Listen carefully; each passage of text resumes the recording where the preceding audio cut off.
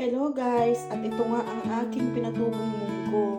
Itong sprouted guys dahil lilinisan ko siya maya maya guys. Binabad ko muna siya sa tubig para matanggal yung iba niyang balata. Mamaya guys lilinisan ko dahil gagawa ako ng lumpiang tauge. Nakarating na guys dito sa Australia ang pagtatauge ni Che. Maya maya guys lilinisan ko siya at tutubo pa yan. Hello guys, ito na guys yung yung toge, nililinisan ko. Ayan.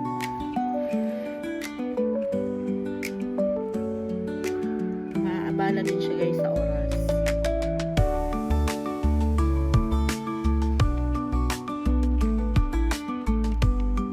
Mamaya guys, papakita ko sa inyo pag linis na yung ating sprouted. Ito nga pala ako guys, ito nga guys yung kaninang video ko, yung pinatubo ko.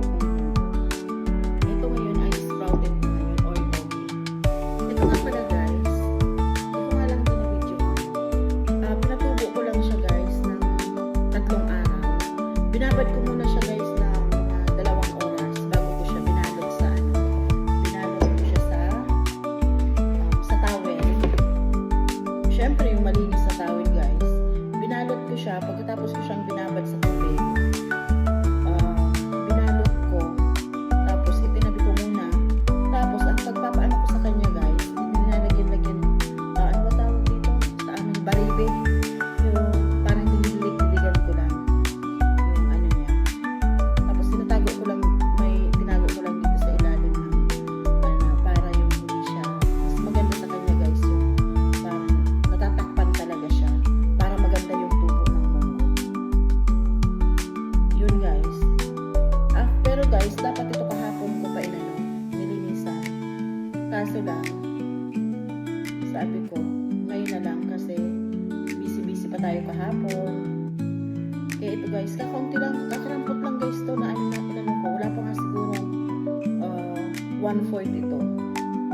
Itong pinatubo kong munggo. Ito guys, sanay ako dito guys magpatubo ng munggo kasi ito ang kinabuhay namin guys nung kami ay mga high school pa, nung college, yung papa at saka mama ko guys. Ito yung ginagawa nila na nagtitinda nagpapatubo. Yung papa ko talaga yung talagang nagturo dito sa amin. Siya talaga. Dati guys, ang pagpapatubo nito ng tatay ko, nilalagay niya sa amin dulay. Yung ginagamit ng mga matatanda bagat mga panahon pa guys na ng parang tapayan ng tubig. Parang banga yun. Sa banga. Dun ni Papa ito pinapaano. Ang ganda talaga. Pero, kasi nga wala nang banga. Pwede naman siyang ibalot na lang sa tela na cotton o basta yung telang hindi makapal. Yung manipis lang guys.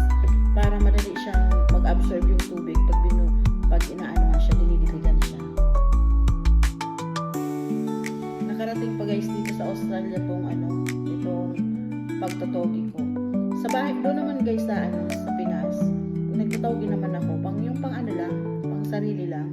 Yung pag gusto ko lang gumawa ng lumpia, yun lang ang paggawa ko nito. Napakadali lang nito guys gawin.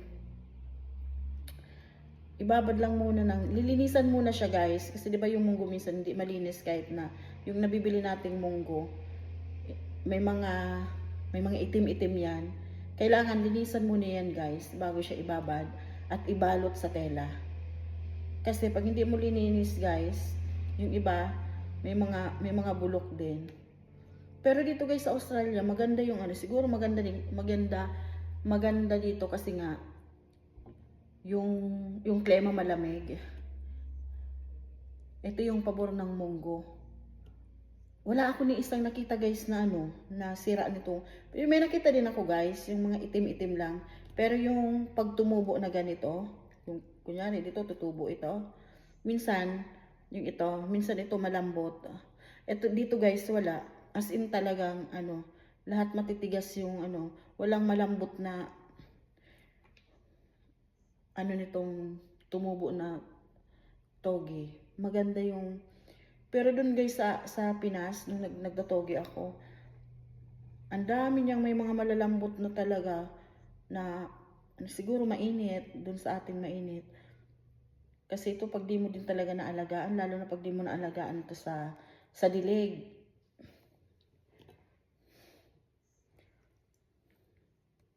Nakaka-enjoy naman guys. Tapos ito yung ano ko, lulutuin ko to. Ilulumpia ko para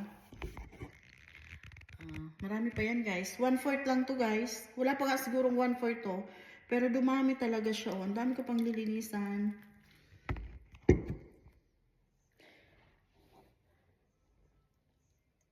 Habang free pa ako, dito lang ako sa bahay guys. Habang nag-online class, nagti-training.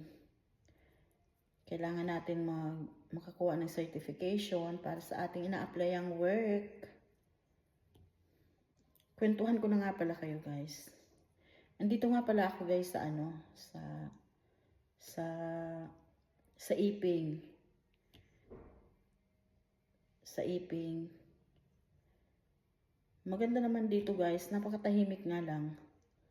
Kasi walang pakialaman yung mga tao dito, mga kapitbahay, walang pakialam. Pero minsan din guys, maingay din kasi lalo na pag parang break time ng mga estudyante. Kasi malapit dito guys yung elementary, walking distance lang. So pag siguro may activity sila, ang ingay, rinig na rinig talaga dito, ang ingay, grabe. Pag may activity sila sa school. Pero pag wala naman, napakatahimik. Nung una guys, naano ako, parang nanibago din talaga. Kasi sanay tayo dun sa Pinas na, nako, lalo na, na-miss ko din talaga dun sa amin guys, sa may tindahan ako. Kasi nga, umaga pa lang, mga customer ka na, tapos umaga pa lang, nakikipagtsikahan na. Dito talaga, wala. Ang kausap ko lang dito guys, yung asawa ko, mga anak ko, pag tumatawag ako, minsan yung sarili ko, kakausapin ko na. Sino bang nakaka-relate dyan guys? First time ko lang guys mga ibang bansa. At sa magsi 17 years na kami guys na kasal ng asawa ko. Ngayon lang kami guys siguro ngayon lang kami talaga nagkasama talaga sa isang bubong na medyo matagal-tagal. Kasi halos laging nasa ibang bansa yung asawa ko guys. Nung napunta siya dito sa Australia, yun, nagkasama din kami at hopefully yung mga bata rin, pasunod na. Kaya talagang hindi mo malalaman talaga yung bukas mo eh. Akala ko,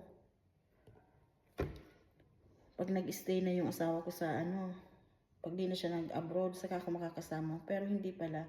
Habang nagtatrabaho pala siya dito, ako muna yung inunang kinuha niya guys. Para kahit papano, makapag-adjust ako. Kasunod na lang yung mga bata.